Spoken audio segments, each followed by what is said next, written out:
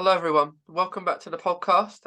In today's episode, I'm joined with Eline, and it's going to be a really cool chat because this is Eline's first time on the podcast. And like I was saying before, it's really cool, because Eline is from Belgium, so it's an hour difference. And for once, I'm not ahead of time. Eline is this time, so we're speaking from the future. So, Eline, it's great to have you on the podcast today.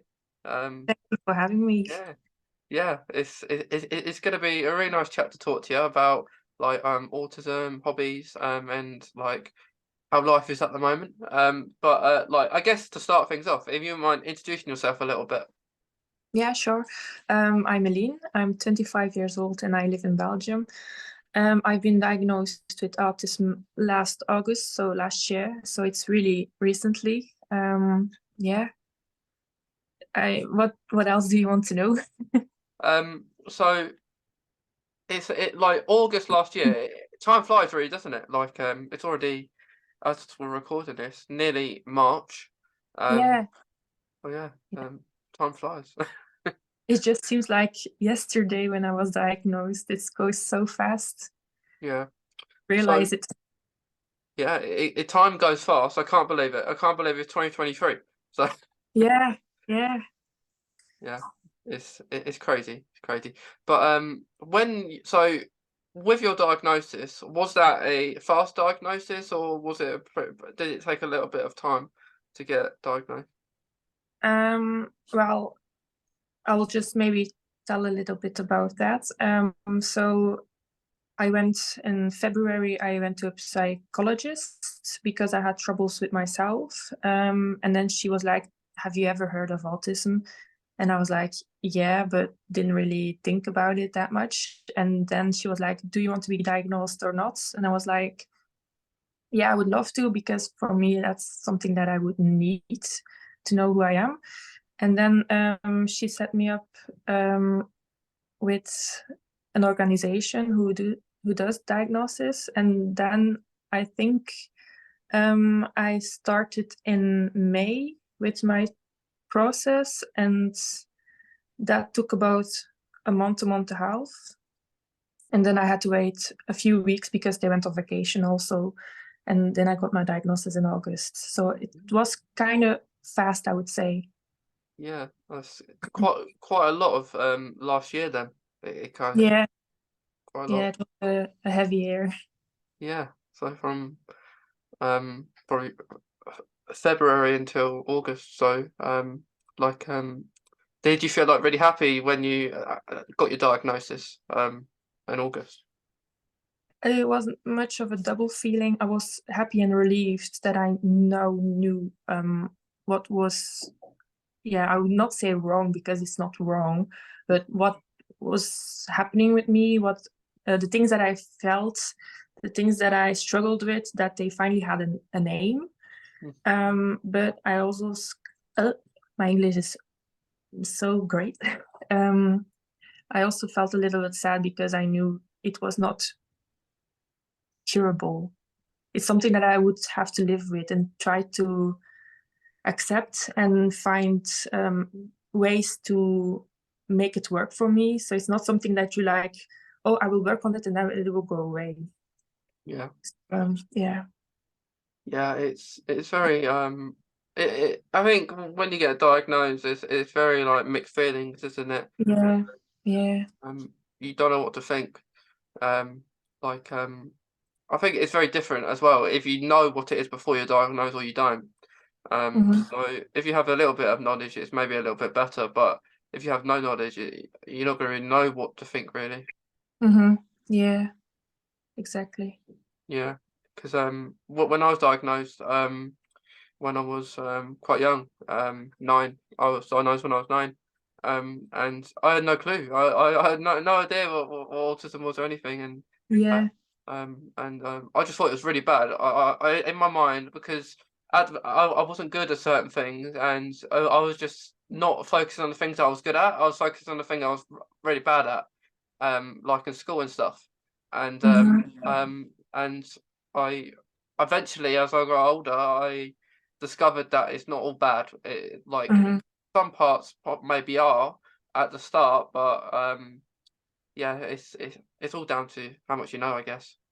Yeah, and also I think you kind of tend to also focus faster on the bad things than the good things, that it takes more time to realize the good things, I think, and that's also difficult. Yeah, yeah. It is really hard, but I think a diagnosis helps. Like I guess, to discover why maybe you're doing these certain things, or why you can't do things. So it does Mhm. help. Yeah, yeah. Yeah, And also like to get help and to be how do you say that, to be taken seriously, it also helps to have it like really on paper, because if you tell people like, oh, I have autism, and you have no proof, it's also really difficult to be like helped and get the right medication if you need some. So that's maybe also why it's, I think, a good idea to get diagnosed if you'd like to. yeah, yeah. Because it is.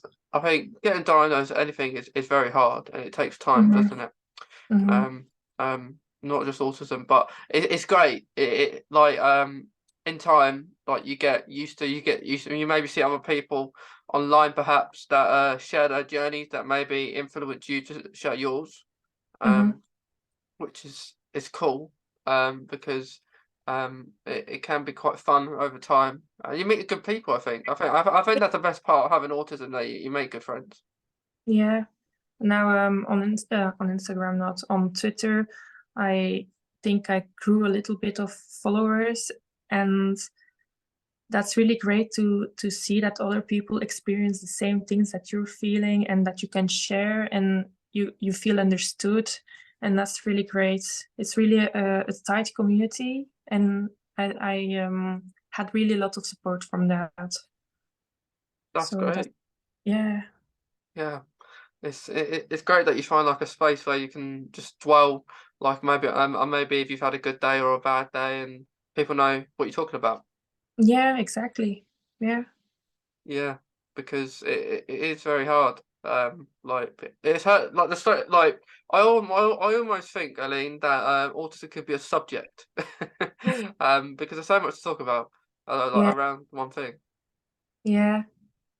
I think people also don't know enough from it. They also have that that image of a boy who has a lot of issues. They always see that image, but it's so much more than that, and everyone is so different. But and in the autism aspect, so yeah, people should really learn about what it is to understand us better, because we are with a lot. It's not just one in a million. It's like there are so many of us. So I think people really should be a little bit more educated about it. Yeah, I definitely agree. There's definitely um it's definitely better now than it was like maybe 20 odd years ago. But Yeah, we're gonna be saying that every 20 years, aren't we? yeah, um but yeah, like definitely people need to get more need to know more about it. In like every kind of form of like in the workplace. Like I think and like a lot of places do need to know. hmm, Because sometimes you might be finding yourself have to repeat yourself a lot of the time. yeah, And it'll be much easier if they already knew, like they understood autism, and it's different for everybody and stuff. hmm, Because it is hard. It is hard to explain it.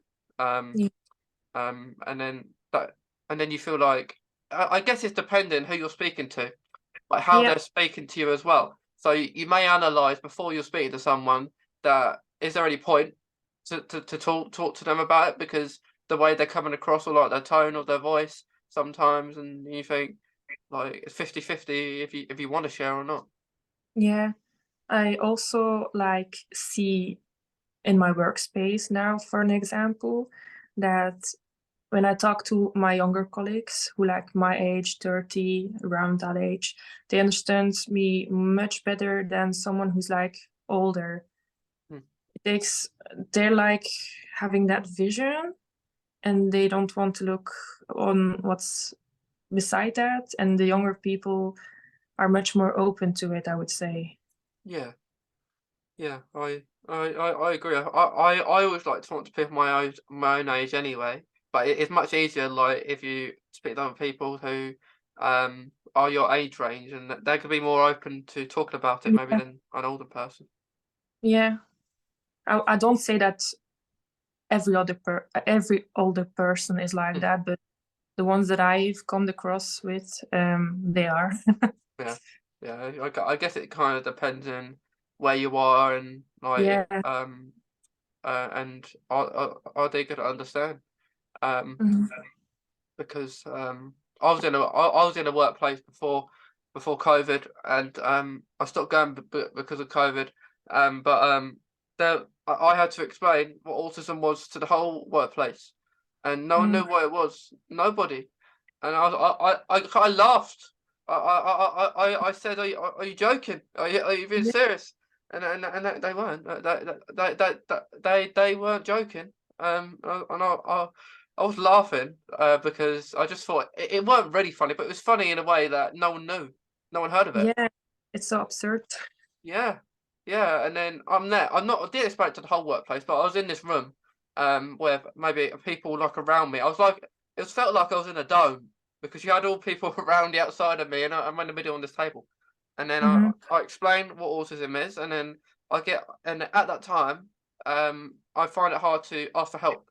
So I would find it asked because I wouldn't want to bother them if I couldn't do it the first time of them asking. I would just be like, I'll just try. And then that the one thing they said to me though, they said, "Could you try and ask for help?" And I said, "Yeah. All I can do is I can try, but doesn't mean I will." Yeah, exactly. Yeah. Yeah, there's a lot of people that expect us to find a way to do their things on their way, Mm, if you understand what I mean. But yeah. a lot of the times they don't want to do adjustments to us. And that's really difficult. They always mostly expect us to change ourselves or to try and change ourselves. But I mean, comes from the both way. Yeah. People got to try to adjust to certain ways. So like if you're having a meltdown perhaps at work, like they got to try and understand that, and not have people in the workplace who may not understand, may just think not have an idea of what's going on, and they'll just laugh, and then that's not very being supportive. And I think if there's a person who's openly speaking about it, maybe at work, Hmm. should have the support of people around them. Otherwise, if people are laughing about that, that's kind of classed as being like you're just getting bullied, really. Yeah, that's not very nice to No, experience that. no, Mm. it's not, and like it's I think it's hard, isn't it? It's hard for a lot of people who are autistic to get a job that fits them because you have to get it right, don't you? Hmm. To have one that like maybe people understand you or you're comfortable going Yeah, in. Really. yeah. In my job, I work in a hospital as a nurse. Mm, So that in the hospital that I work now, they were with me through the process. So I didn't know when I started working there, and they didn't know, but now everybody knows because my how do you say that? The head of my department, of my mm, ward, of how do you say it? I told her, and she asked me to tell everybody else because everyone knew there was something, but now it's clear. Like I said, it's autism. And they were like, oh, now that you say it, I can see it. And I was like, okay. And now in March, I will change work. And on my solicitation, or how do you say that in English properly? yeah, I know what you mean. Um, Um, I told them I was autistic, and I was like, if they take me, they know I'm autistic, and they know they have to live with that. And if they don't take me, I know I'm better off without them. and they took me. So now everybody knows I'm also autistic. So I can be more myself, I think, when I start there. So that's a little bit of relief. Yeah, Yeah. that is good. That is good that you've done that. When like from an autistic point of view, I guess whenever if I go in hospital and I have blood tests or anything or any injections, I always like it to be like the same people I'm used to. Yeah. Because I get really nervous if it's someone I don't know. Um, and then because whenever I have a blood test, for example, I always drink about a litre or two before I've gone. So because they always ask, you need to drink a lot of water before you go for a blood test, so it's all flowing. And then when someone says to me, like if they say to me, I can't find a vein, I'll find it really hard to believe if that was the case because I'll be drinking all this for nothing otherwise. Yeah. But yeah, I guess I just like in the past because I'm kind, like there's been like trainee people that would do it sometimes, and I'll just say yeah. But if they take 5 minutes, I'll be like, something's wrong here. They should be taking this should in and out normally. Yeah. Yeah. But yeah, I guess I just like people I'm used to do stuff. Mm-hmm. Mm-hmm. I get that. Yeah. Yeah. Like with your autism, Eline, like, are you sensitive to like sound or anything? Can you repeat that? For your autism, are you like do you find any sounds annoying, like Oh, or stuff like yeah. that? I don't really like loud sounds. Um, I if I get like a lot of sounds from all around me, I find it very hard to focus. I mostly wear my noise canceling headphones. I really love to wear that, just to like even when I'm in the car. That's really not allowed in Belgium, but I do it anyways because my car makes a lot of noise. I just like to wear them, and just it brings me so much peace. Yeah, Really, that's the best thing ever. yeah. I think that's I should get some, because the one thing I don't like is when people eating very Yeah, like they're eating very loud. yeah, And not this is a situation maybe if it's like two or three people. And I would just get annoyed because but if it's like a whole room, so say you're at a class or something or in the canteen, maybe at the hospital, yeah, I wouldn't be affected by that because everyone's making noise and no one can help it. And they're all doing it similar at the same time, so that's fine. But sometimes I think, like with certain foods and stuff like that, I think sometimes it's not necessary to make as much noise as sometimes yeah, for some food. yeah. I get that. Yeah, Yeah. Like like soup, for example. If the people make so much noise eating a bowl of soup, I kind of shocked because mm, it's almost like you're drinking it. But the thing that annoys me is like if they got a spoon, it just every time you eat something and then it just bangs on the plate. yeah, yeah, yeah. Yeah. Um. I think, or when I sleep, I want total silence. When there's one noise, and that's like really annoying me, I will find out where that noise comes from, and it has to stop. Yeah. It has to stop. Yeah. It definitely Otherwise, has to stop. I will be focused on it the whole entire night, and I won't sleep. Yeah. Yeah. It definitely. I completely agree. Like it has to be like peaceful. Has to be peaceful sleep. Yeah, Yeah. Yeah. But I've always been kind of like that, I guess, like with sound, and I don't like certain sounds or um like in school what like I always like to have no noise. But if someone's talking to me, for example, um like in class, I would talk to them because I don't want to be rude. And then teacher tells you off for talking. So mhm, which isn't always your fault. But I love music as well. Like it really helps me concentrate. yeah. Well, for me, it's like a bit different. I like in a car, Mm. I like to drive without music. It distracts me. Okay. Yeah, I drive in complete silence, and everyone think that's weird, but I don't know. And then sometimes when I try to be asleep, I listen to like true crime on YouTube, and that helps me get asleep, and then it has to be out. Mm. But yeah, certain noise I need for certain things. Yeah. Yeah. Yeah. I get that. Um, I guess sometimes it can be pretty nice just to hear the road. Um, Mhm. um, unless people are bibbing, you don't want to hear that.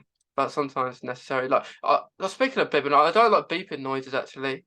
I find that kind of like like an alarm, like an Alexa or a Siri, and Yeah. people put that alarm on, and it goes that's really beeping noise. And if it's like if my parents are cooking or something like that, I'll say turn it off. Why does it keep on beeping? Like you just as soon as you've heard the alarm, turn it off. Don't keep it going. Yeah. That's a good sound to wake up because you find it so annoying you will wake up and put it off. Yeah, yeah. That's how I wake up sometimes. I do have to put that sound on. It wakes me up, and sometimes I just get up earlier. Sometimes, and I just turn it off so I don't hear But you it. don't have to. Yeah. Yeah, I think I did that this morning actually. I had one on my phone and one on my Alexa, and then Mhm. I said Alexa off, and then I just went on my phone and turned that one off, so I didn't have the stress of hearing it. Yeah, I understand. Um, but like noise can be just a really irritating thing. But do you find it hard to say that to people though sometimes? Because I find it sometimes if you say it to people, they may make that a noise that you don't like just to annoy you sometimes. hmm to the people that are close to me, like my boyfriend and my sister, I tend to say it. I don't. I'm not afraid to tell them if something annoys me. But at work, depends on who it is. If it's like someone I get along with, I will tell them like, "Hey, please stop that." But if it's someone else that I don't really get along with, or is like I don't have a really good relation with, Yeah. um, I won't tell it. I would just be there in myself, like, nah, stop it. But I won't tell them anything. I will be quiet and I will be frustrated and I'll just take it. Yeah, yeah. It's sometimes really hard to like. It's good that you can say that to people that you don't like a certain noise. Um, like like also another noise I don't like is people make cup of teas or a cup of coffee and like you put the tea bag in there and they'll rinse it around on the cup like really loud and I don't like that noise either. Um, but yeah, there's so many noises out there. But I don't mind say in a big crowd at an event sometimes because you cheering on whoever you're seeing, if it's like sport or just music. I don't mind that kind of experience, but I don't like Mhm. people too close to me. So I would have to be at an event like in a good amount of space. Not people over like your Mhm. sardines. Mhm. Yeah, I get that. That's why I don't like to go out and party. Mm, I hate it. I went a few times when I was younger and I always hated it. I didn't know why because I got like overstimulated and people were a lot too close to me. So I couldn't it was horrible and I got out crying and I didn't know what was wrong with me. I thought like, okay, maybe it has grown on me. Maybe I just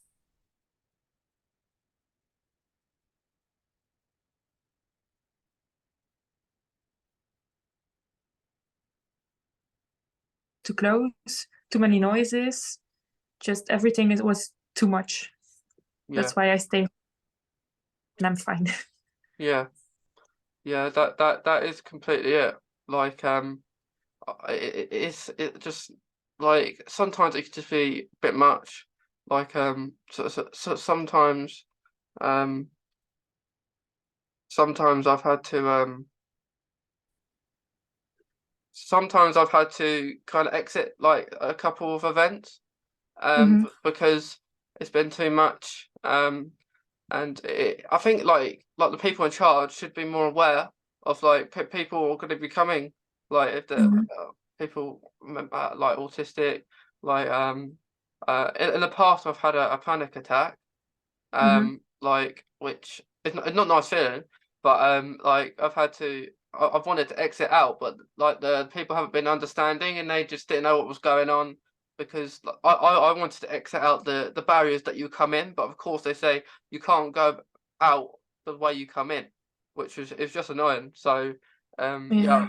I definitely think more awareness needs to go to those to type of things where people can just go somewhere if they are having maybe a meltdown or something.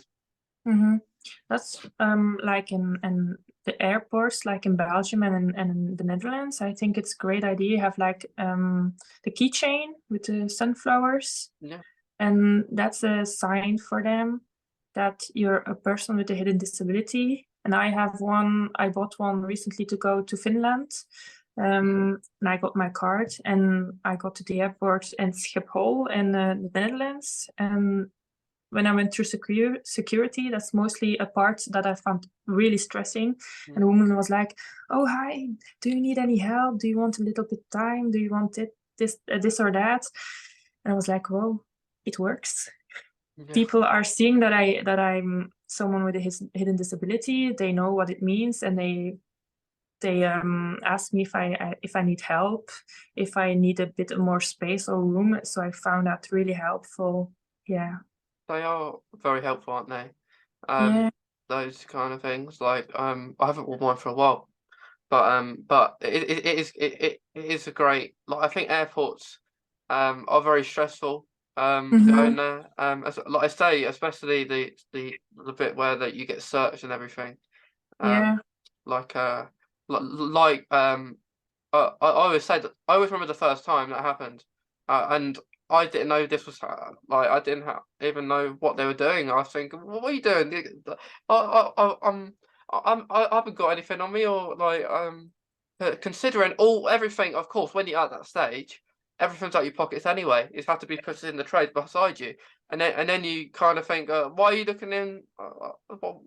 It's kind of crazy, but it's really anxious as well. Yeah. I always get picked out to be searched like on the body.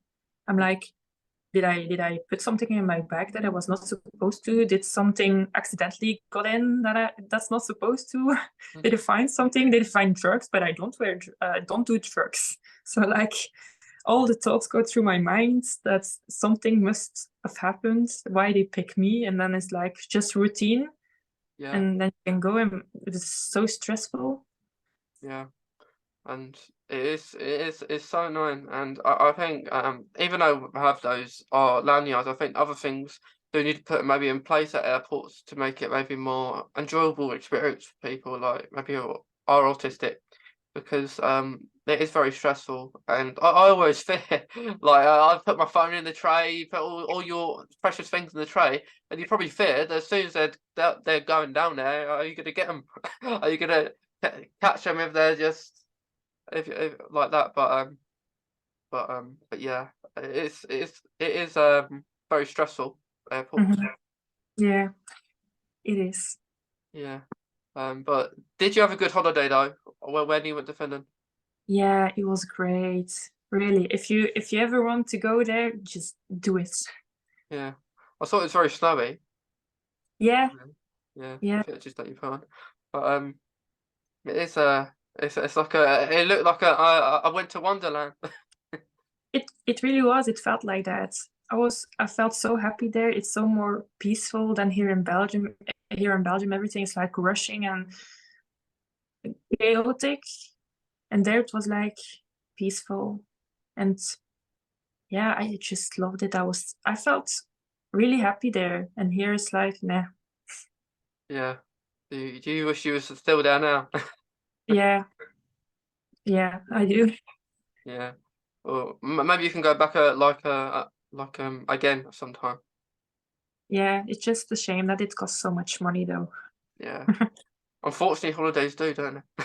Yeah, yeah. Yeah. Yeah, it is good. Like like especially when it snows, Mhm. because I, I haven't seen snow over here in England like since ages. yeah, here also, I think last time it snowed 2 years ago, maybe. Mm, I don't know. Just this year, I haven't seen snow here in Belgium. yeah, same here, and I was quite sad end of last year because everywhere else it was snowing, over here it weren't. Yeah, yeah, I get that. Yeah, and I wanted it to snow because I do like it when it snows every once in a while. Not I wouldn't want it to snow every day, but it'd be too cold Just there. winter needs snow. Mm, Otherwise, it hasn't really been winter yeah, because I think yeah. yeah, I agree. Like I think around this time, possibly last year, it was had a little bit of snow. But yeah, we haven't got that yet. We hopefully, but I don't think we will now. It's not that far till it's autumn, so Mm-hmm. winter's nearly over. Mm-hmm. Um, Yeah. yeah. Is that one your interest then? Like that you do you like to travel places and stuff? Yeah, I like the Scandinavian countries. Like I've been to Norway for a month 3 years ago, like to do an internship, Mhm. and I fell in love with Norway. It was so pretty. It's yeah, I want to go back, and that's where I think I got my interest for Scandinavian countries. It's really a thing I find interesting and I find beautiful, like the nature, the people, the language also. Mhm.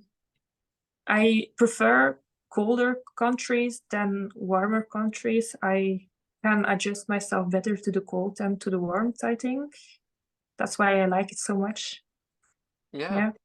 that that that that is really interesting. Like you like the cold. Yeah. Um, yeah, like I do like the cold. Sometimes it's always nice after it's been really warm, maybe, and then like especially over here, like that it's very rare where I live that there's rain and it's always warm. And it's crazy, but yeah, it's good that you like the cold and like snow Mhm. and everything like that. I think they are the best months. Yeah, because when it's cold, you can always put a layer on. But when it's warm, you don't have really much to put off. So No, you can't really yeah, put anything on, can you? no, you can't run around naked. Well, you can, but Yeah, I'm not doing that. But no, yeah, when you're warm, you're warm and you're sweaty and you're yeah. not like it. And then you want to go swimming, as go in the pool because go in the cold pool because it's really hot.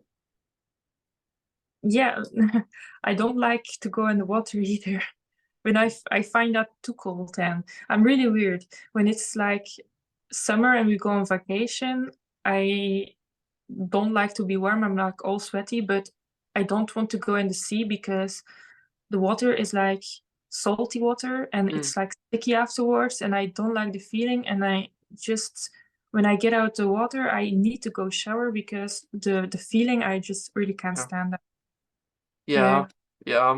yeah. I think I'm the same. Like like if I go to some swimming pool, I would rather use my own shower than their showers. Mm-hmm. And yeah, it's just a feeling that everyone else is going in there as well. Yeah. Like people wee in there and people do all that kind of stuff in there. It's not very hygienic. No, it's not. You don't have to think too much about it because otherwise you will go crazy. No, no. Don't tell anyone else at the pool, but just keep it to yourself. Um, but yes, sometimes I will go in like last year. I had a little holiday, like not out the country, but I went somewhere where I did a skydive. I did a skydive for my birthday last year. Oh, Uh, cool. and that was very cool. Yeah. It wasn't warm actually. It was kind of a nice breeze when I was going down. Mm-hmm. Um, but yeah, that was really cool. And then I was tired. I slept for about an hour or so afterwards it makes you really tired and hungry for some reason. Makes you hungry. And yeah, and then there was like this pool and spa at like the place I was staying at, and what I liked was that it had two separate parts. It had like a pool where everyone could go, and then it has this like really cold arena bit where I could Mhm. just sit in, which I did, and like I don't know, like once I've done like like a sports thing, I just like to sit in the cold sometimes. Mhm. Yeah, But yeah, but skydive was really fun. I can believe that. Yeah, it was very interesting how like everyone thought I was crazy, as you probably could tell, Mhm. when I was doing it. I was saying I had to do it because I did it for charity as well. Yeah. So I kind of had to do it when I started saying I'm gonna raise money for a charity, and it went well. Glad when I hit the floor though. It was nice feeling when I was on the ground again, Yeah. but yeah, it was really cool because I was the first one in the plane. But from an autism perspective, like it was very close contact, and Yeah. like for a little while. And the annoying thing is that you had to shout sometimes to speak to people because, of course, of the loud plane engine. Like Mhm. um, but yeah, it's great. It's great if you like. It's not like a roller coaster though. It's a little bit different and like more Mhm. serious, more Mhm. more serious and stuff like that. Mhm. Yeah, It's an like experience. yeah, like it was great fun. I would do it again, but not this year. um, Yeah. because it is quite expensive to do it. Um, Yeah, as well. that is. Mhm. But like the one thing I did say before though, because sometimes with my autism I may take things a little bit serious, like which is understandable depending on the tone of the person you're speaking to. So Mhm. if sometimes people if the tone they're speaking is they may say it in a serious manner but be joking, that's really hard to understand. Yeah. And what I said to the to the guy at the till before I went. I said, what's the best part of a skydive?" I said, and they said, "Surviving." And then like them saying that, I thought I was panicking a little bit when he said that because I don't know if he was joking or not, but But he was. yeah, yeah. Is that one thing you struggle with, or are you okay with like sarcasm and stuff like jokes? I like to use it a lot, but when other people use it towards me, I tend to take it seriously. They will have to explain me that no, it's a joke. Also, in like writing texts, when they are talking, sometimes I can sense it on their intonation, that they're joking or not. Uh, in the conversation, maybe when I'm joking and they're joking back to me, I can sometimes understand it. When I know the using sarcasm, I will tend to take it seriously. But in text message as well, I can't read it. Yes. I That's difficult. I will be like, okay, serious or not? I don't know. Yeah. Texting is just complicated, isn't it? Yeah, yeah. It's much easier just like this or like in person, to Mhm. understand what sarcasm is. Um, I know when I was like young, I didn't, I don't, I took offense to everything. Like Mhm. people just, I was crying and that. Like people tell me a joke and I just took it to offense. Because I don't, so I understand a lot more now, or even Mhm. use it sometimes. Mhm. Because I think it's always good to have a laugh. Mhm. It can't always be serious. In certain situations, we have to like perhaps get a diagnosis and stuff like that. Um, but once you have it for a little while, you got to have a joke. It's good to have jokes. Yeah, it is. Like to laugh. Yeah, yeah. Um, but is there like with your interests, Eline? Do you have any other like hobbies that you like or anything? Now it's a little bit more difficult because I have been in a depression for quite a while, so I find it hard to like enjoy things, Yeah, to find things that I can enjoy for a longer period. I've it's yeah, it's quite difficult because I tend to do stuff and get really easily bored of it, and then I won't look at it anymore. So I'm quite struggling with that now. But yeah, like hobby-wise, I can't really say I have hobbies right now. Mm. Yeah. Yeah, that's understandable. Because it's hard to find hobbies that you Mhm. like and you want to stick with. Um, because like mine, I have like one or two. I try to stick with them, but I always open to trying new ones. But it's hard to find new ones. Mhm. Especially if you have one. Um, it might be you like to travel to different places. I guess that is your main one, Mhm. I think.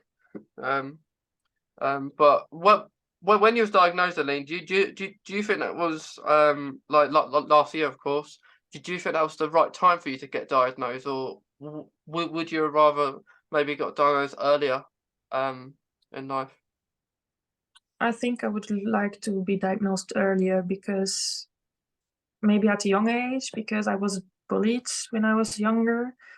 Um, and there was not really a reason why I was bullied, just because of who I was. So I think if I knew I was autistic, I would be like, huh, Yeah, I would get maybe more help. And also with school, because I struggled a lot with school. I think in that sense, I would have liked to be diagnosed earlier. And also for myself, because my depression really is something that was caused by me not liking myself and having struggles with myself and not understanding why I am the way I am and why I could not do things that other people could do, like being in the social aspect, making friends and stuff like that. I really have difficulties making friends, and that's really hard for me. And that's also part that caused my depression. And for that, if I knew I was autistic at a younger age, I maybe would have learned to accept myself earlier and be happier with it. Yeah. yeah. I understand that because like you say, I can relate in what you're saying about being bullied and everything. Um, because I got bullied too. And like, but when I went to tell teachers about it, they would just say, "Have you heard of the boy who cried wolf?" So like just a book about a person that was lying, and it's not very supportive. I don't think when I was Mm-hmm. at school, especially like when I was really younger, like primary school kind of area, that they were understanding. They just thought I was lying. Um, Mm-hmm. which it's really hard. It's really hard to speak about when you are bullied to anyone, really. Or like when they say, oh, you just have to be a little bit stronger and you have to talk back to them. It's like it's not that easy. No, it's definitely not. It's definitely not. And like when you do react, like if you do react, you're the one in the wrong. Like, Yeah, sometimes it makes it worse even yeah, when you react back. So definitely, yeah. definitely. And I did react once. I react once because I had enough of it, and like it happened near enough my whole kind of whole childhood and primary school. And I reacted, and then of course the buddy goes to the teacher, told him what I did, which was and then because I reacted because they hurt me physically, and then I just reacted back because it's normally it was mentally like just saying things like calling you names, and then once it was just Mhm. something touching me and stuff when I didn't want to be touched. Um, and it was yeah, and then it was brought to the head teacher's office and everything like that, and having to apologise. And Mhm. I basically got made to apologise from the head teacher, which I didn't want to do that, but I had no choice. Otherwise, they said you have to. Otherwise, I would have been kicked out. I think they said. So Mhm. it's really hard. It's really hard to speak about it. Mhm. Yeah, it is. Yeah. But yeah, like especially making friends is hard as well. Like you said about making friends and struggling to find people, maybe who are autistic as well, to make friends. Yeah, that is definitely hard as well. Mhm. Especially if you like not getting a diagnosis perhaps in school. like you're not gonna get that support. Like maybe you'll get the support now because you're diagnosed, but it's hard when you're not got the diagnosis to get that support. Mhm. And at school when you don't know much what's going on either. Yeah, Yeah, exactly. yeah. But I think the thing we could take from today, Eline, is that we're friends. We Yeah, are. yeah. So you made another friend today. Yeah, Yeah. So yeah, autistic friend. yeah, but that's the best kind. Yeah, definitely, definitely. Mm. But it's been really good speaking to you today, Eline. Yeah, same. Yeah. And we'll definitely speak more about like we'll check in with each other about how we're doing, going on holidays or stuff like that. But yeah, I'm glad that you've enjoyed it on your first podcast. Yeah, I did. I really did. I was a little bit stressed, but it went really well, I think. Yeah, I think it went well as well. You did really good. And to anyone who's listening or watching, we hope you enjoyed the episode as much as me and Elaine did. But well, I'll see you in the next episode. But it was really fun talking to Elaine, and getting a diagnosis. Getting a diagnosis last year. So, it's really cool. I find that's really more common now as well. For people getting diagnosed. In this century, because people are all getting diagnosed, which is great. But yeah, thank you again, Aline. Have a nice day in the future Right. in Belgium. Yeah. But yeah, thank you again.